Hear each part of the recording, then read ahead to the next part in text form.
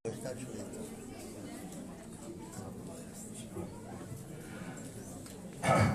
عليكم ورحمة الله وبركاته.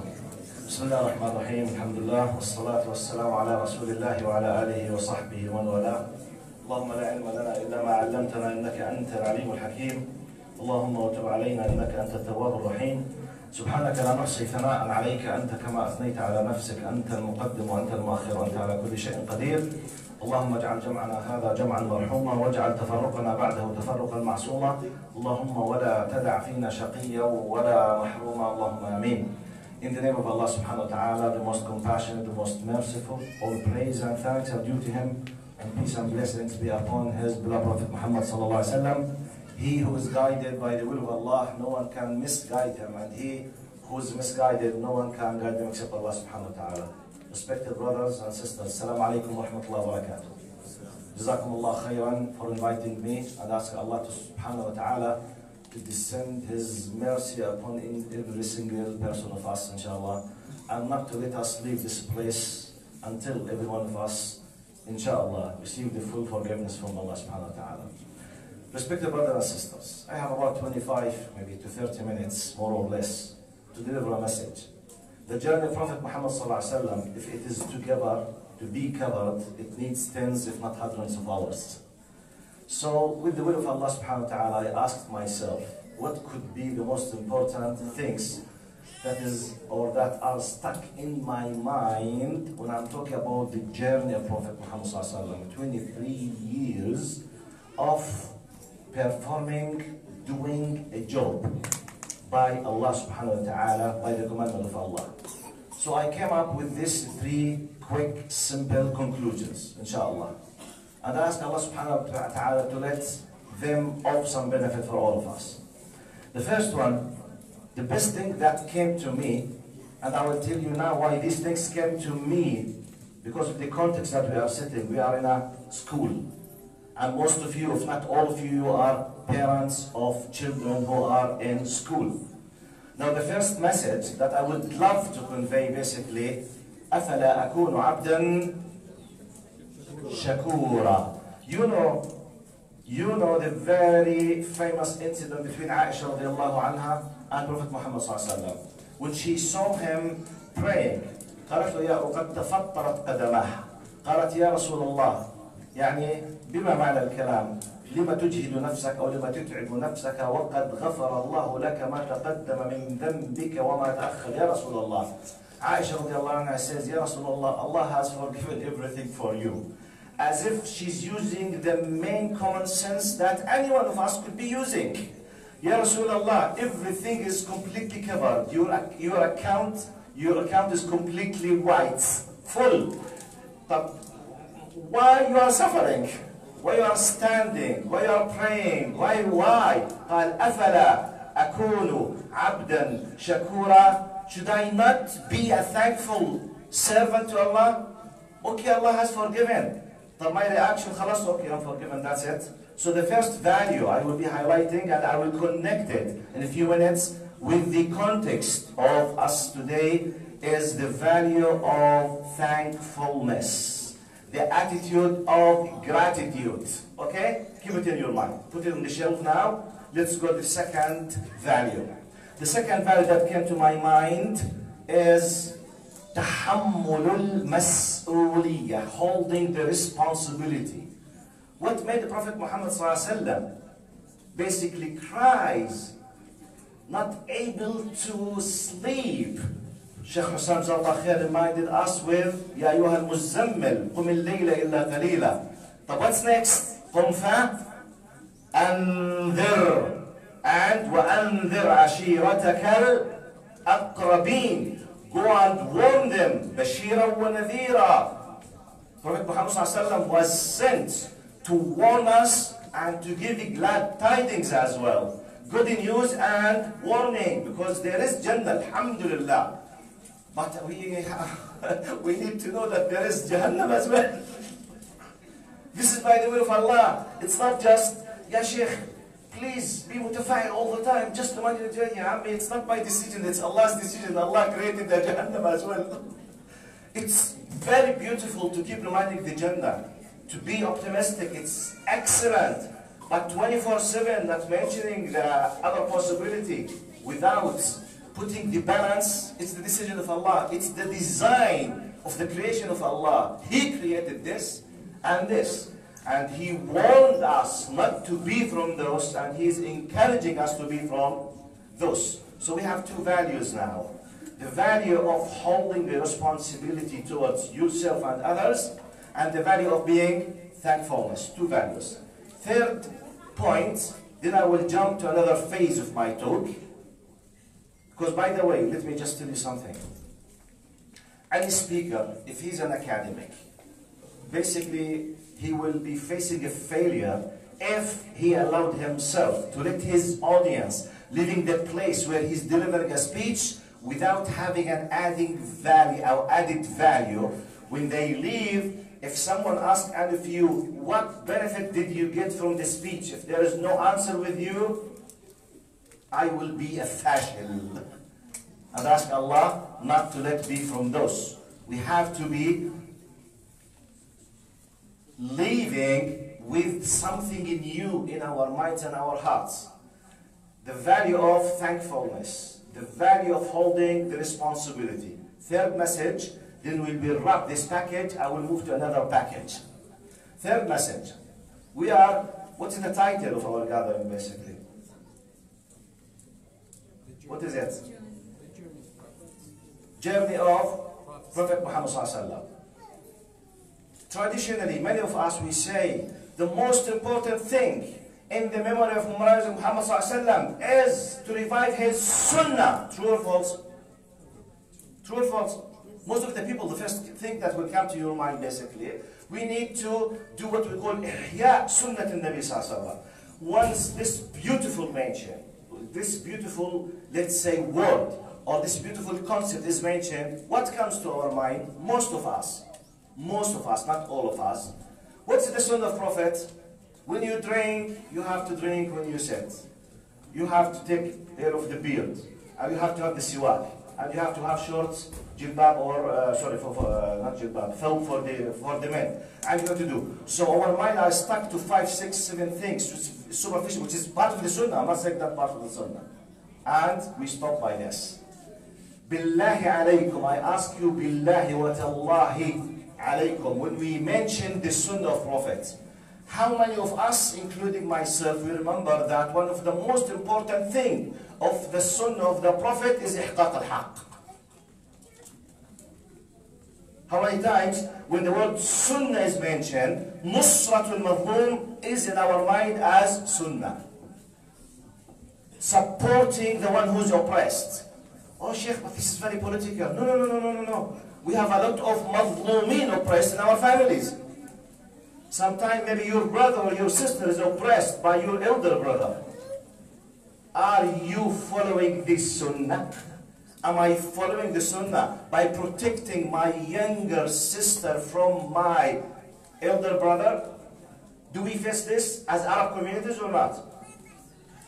How many females in our societies might be losing the inheritance because of the mentality of some people in some Arab countries? And how many of elder brothers, they received a piece of land, and the females, they were completely prohibited from having their rights. And when you come to the brother, Ya Sheikh, this is haqqullah, say right. Wallahi wasiyyat al-hajji, Allah yarhamu. You know this? Wasiyyat al-hajji? Subhanallah. You know my father, it's his wasiyyah, his will, I can't. Ya Habib Mamana. Now he wants now to fulfill the wasiyyah. خلاص وصية الحج. طب وصية الله. ربنا الحج. What about it? ما تدقش يا شيخ. You know this? طب where's the sunnah? This is more important than my beard and my dishdasha and my siwak. Don't use the siwak not even once in your life, but don't commit injustice. This is sunnah. I'm not talking politically, I'm talking we between us, relatives, brothers, sisters, fathers, husbands and wives. So I put here, title, for example, نصرة الضعيف, قول الحق, إيقاف الظلم. All of these things is part of the sunnah. So the first package that I will stop with taking consideration of my time, basically, that please, let's not leave this place but remembering that we have a big, great values as part of the Sunnah. It's not just sticking to some simple, superficial things with the two first values. Next phase of my talk now. Right. We are in the memory of Muhammad sallallahu alaihi wasallam, our beloved Prophet Muhammad sallallahu alaihi wasallam. Simply a question that should be highlighted and must be highlighted. What was the job of Prophet Muhammad sallallahu alaihi wasallam basically? Why Allah sent Prophet Muhammad sallallahu alaihi wasallam? He sent him basically to be a role model, qudwa. True or false? Qudwa and what? Qudwa, uswa, role model in what satisfies Allah subhanahu wa ta'ala, i.e. between two brackets, Allah's law. Allah has decided that some certain things should be done, some certain things should not be done. Some certain things are lawful, allowed, legal, some certain things illegal, not allowed, haram. Some certain things are recommended, some certain things are not recommended. Simply, Prophet Muhammad was sent by Allah subhanahu wa ta'ala to apply these things, practically to be a role model, to follow his footsteps. This was the job. So therefore, once he left sallallahu alaihi wasallam, what is the role model of those who were given the barakah and the blessings by being his followers? Simply to do his job and to convey the message to everyone. Now let's come. Do you remember what was the first value? What was the first value? Thankfulness. Right. Look now. Allah subhanahu wa ta'ala, I will relate now thankfulness with our job today, that we need to live with it. Ya ikhwa, ya akhawat, Allah subhanahu wa ta'ala sent, we don't know the number of the messengers and prophets. They could be tens of thousands. Allah mentioned by proper names 25. But He said, وَرُسُلًا لَمْ نَقْصُصْهُمْ عَلَيْكَ. Some narrations, not very highly authentic, but it contains some kind of good authenticity. It talks about 124,000 prophets and messengers. We know just 25 of them. All of these prophets, we know just about simple books, the Zabur of Dawood. We know about Suhaf Ibrahim. We know about the Torah of Moses. We know about the Injil or the Gospel of Isa. And we have the Quran. Now the first thing that you feel proud, and then you must be thankful that the conclusion of all these scriptures, all these prophets, all the messages, it's completely, the cream of these things is the Quran. So Allah is giving you the final, you know the very famous saying that Jews and Christians, or specifically Christians, they say they have in their Bible the Old Testament and the New Testament. What do we have? The Last Testament. Yes, you have to know it. You have to know it. Old, the New, Last. So we have the Last. The Last Testament, it's a bounty. It's hibah. It's ni'mah. It's blessings from Allah subhanahu wa ta'ala, who created everything in this universe for us. So, is it for us just to feel happy and proud that Allah has given to us, or there's now, let's connect it with tahammul al-mas'uliyah? We talked about أَفَلَا أَكُونُ عَبْدًا شَكُورًا. Then we talked about خُنْفَةً, and connected with when Allah subhanahu wa ta'ala addressed Muhammad sallallahu alaihi wasallam by saying كَافَّةً لِلنَّاسِ بَشِيرًا وَنَذِيرًا. He was sent to every single person of a human being up to the day of judgment. We are the representative of Muhammad sallallahu alaihi wasallam. So our duty and our job to be thankful for the fact that we were chosen, plus we must hold the responsibility of representing Him by applying His full sunnah with the full meaning, and to hold this beautiful message to every single person. Or otherwise, we might be committing the linguistic meaning. Be careful. I will repeat. We might be applying the linguistic meaning of kufr. You know what's the meaning of kufr linguistically? تغطية الشيء. Okay? When you go By the way, the word cover in English, it came from kafara in Arabic. Kafara ghatta. To cover, يغطي. So English came from Arabic, by the way. By the way, I hold it in this hand, a dictionary that contains 10,000 words. In English came from Arabic. Captain, قبطان. Schedule, جدول. 10,000 words. You will be amazed to know at the time of the... Anyway, so now I forgot the point. Linguistically. Yes. Now to kafara يغطي.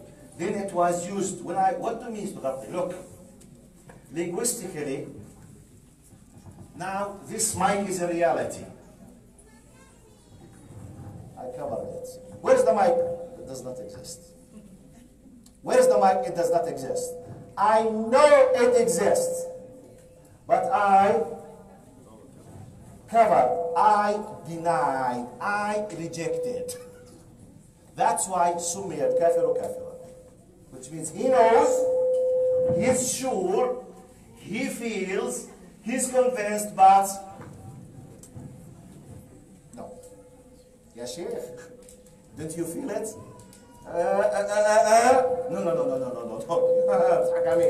Or otherwise, if Allah puts this person in Jahannam without this reality, حاشا لله سيكون الله ظالما.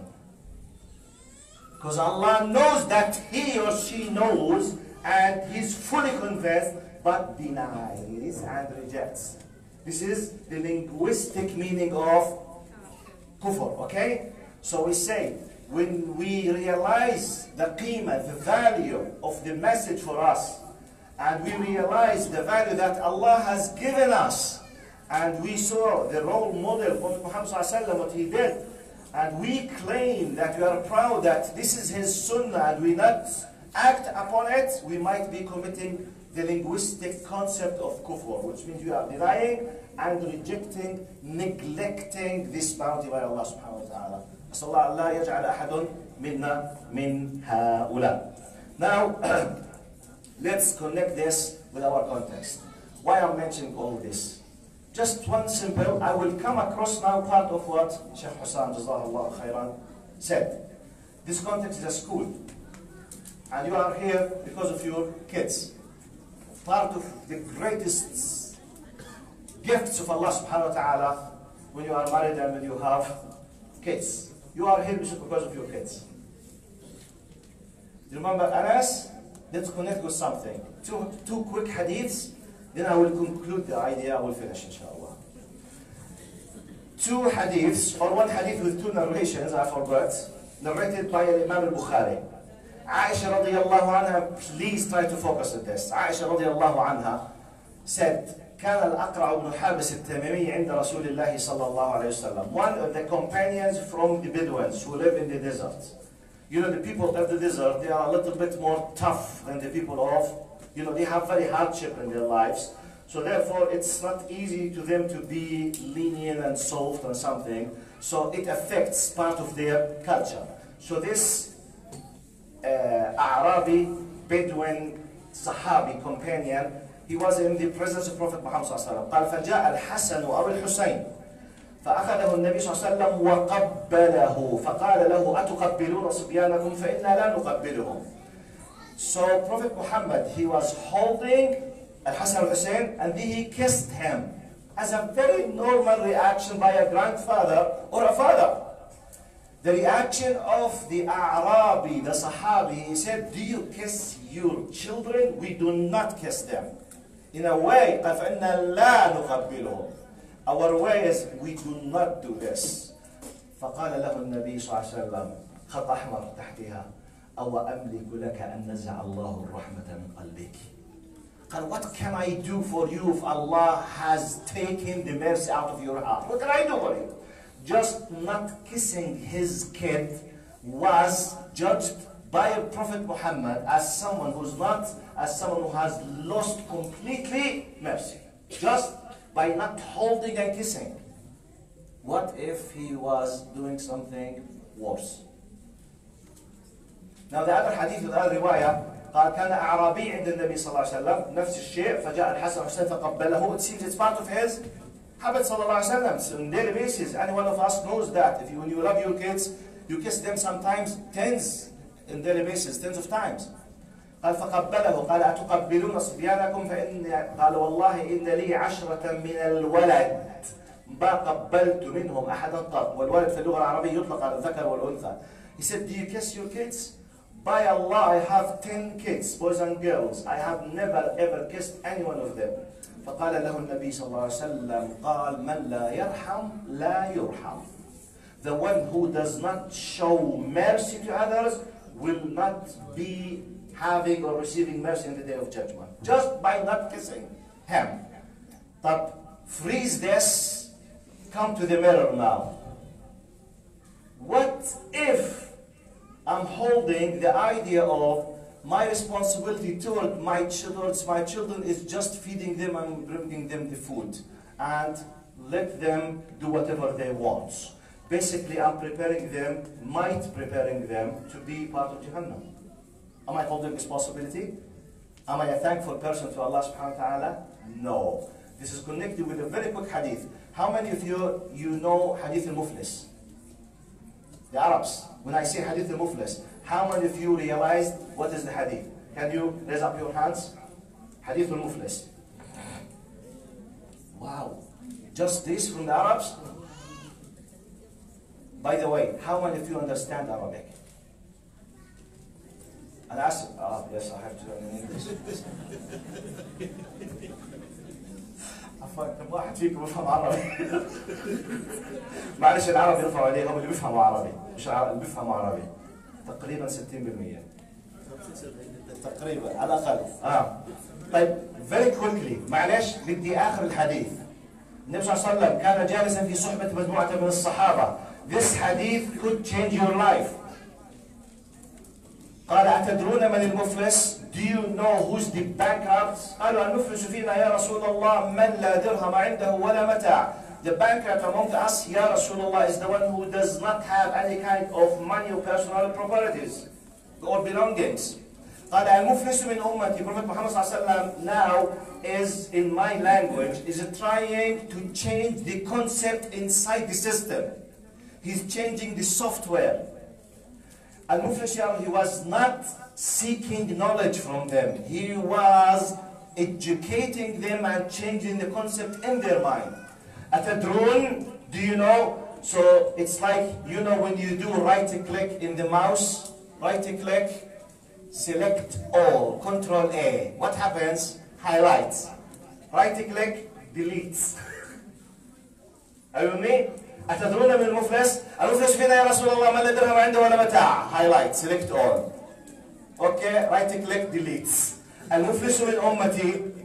Now delete what you know. Now he said, look, from now on, I will give you a new concept. Delete after select all. Now we deleted. What is the new? Now type, print what I will be dedicating.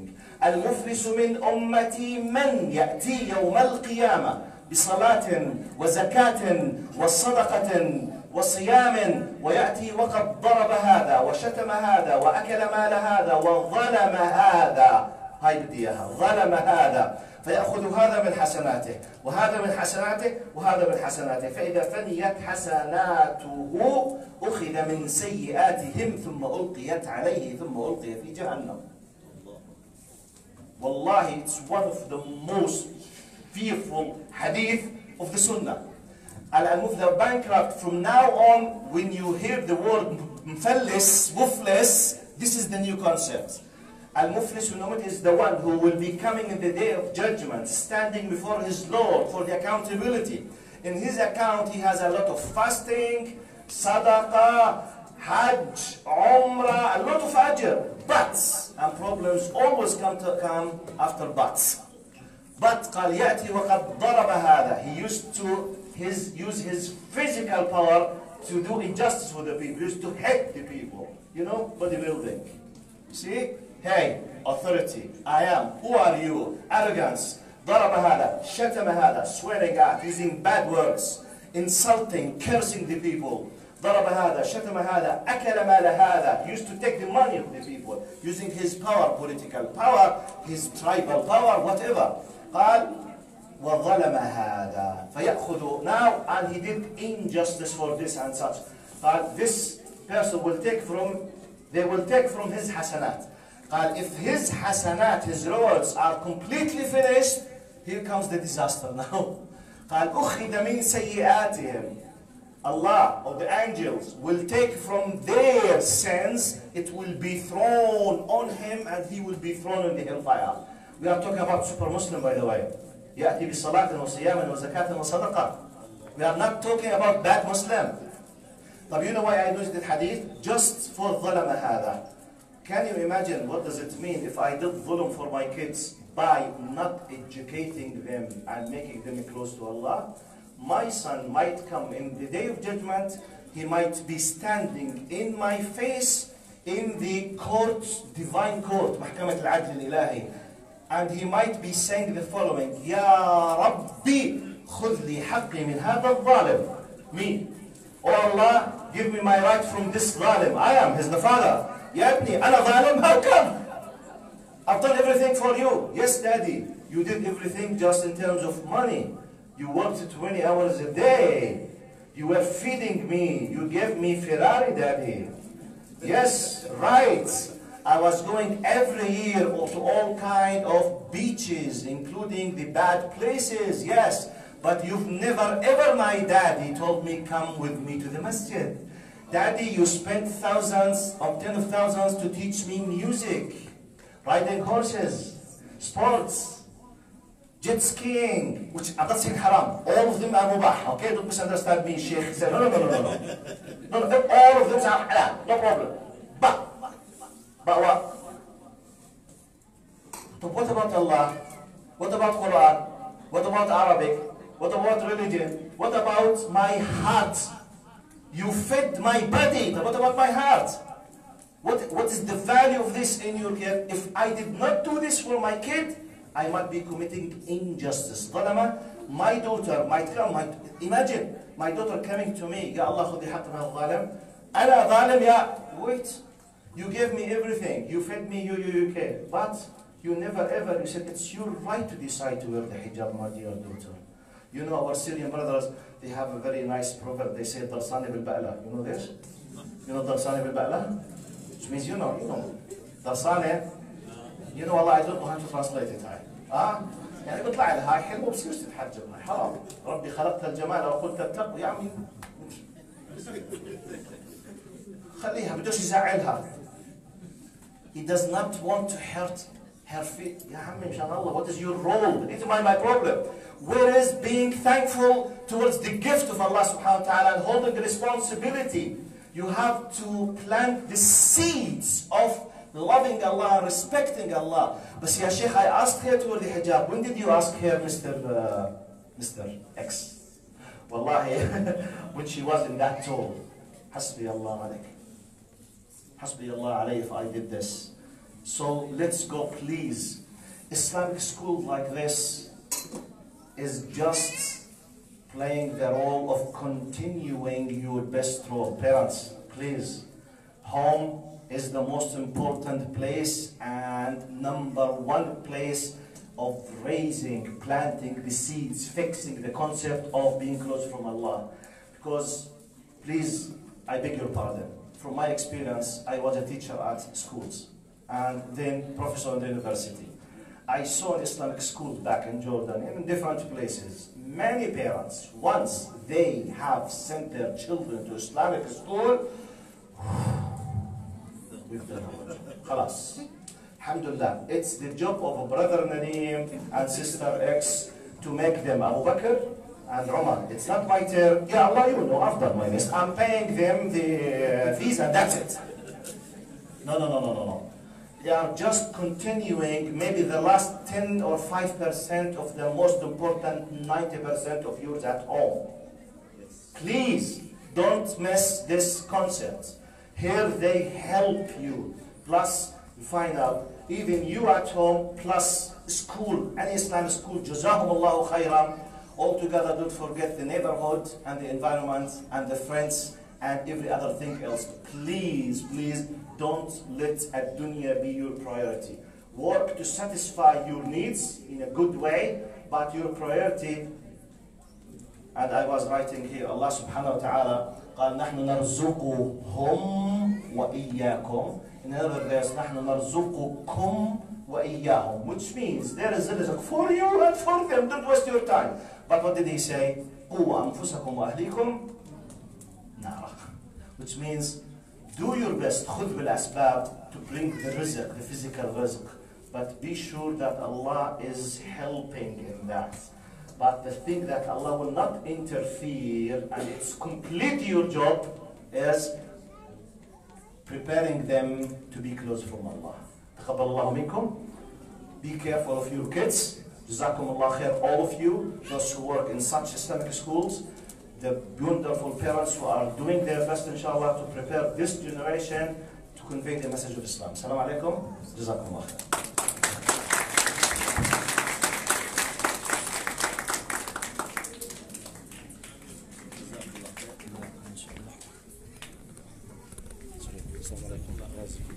Dr. Amjad, for the speech and for joining us today for tonight's event.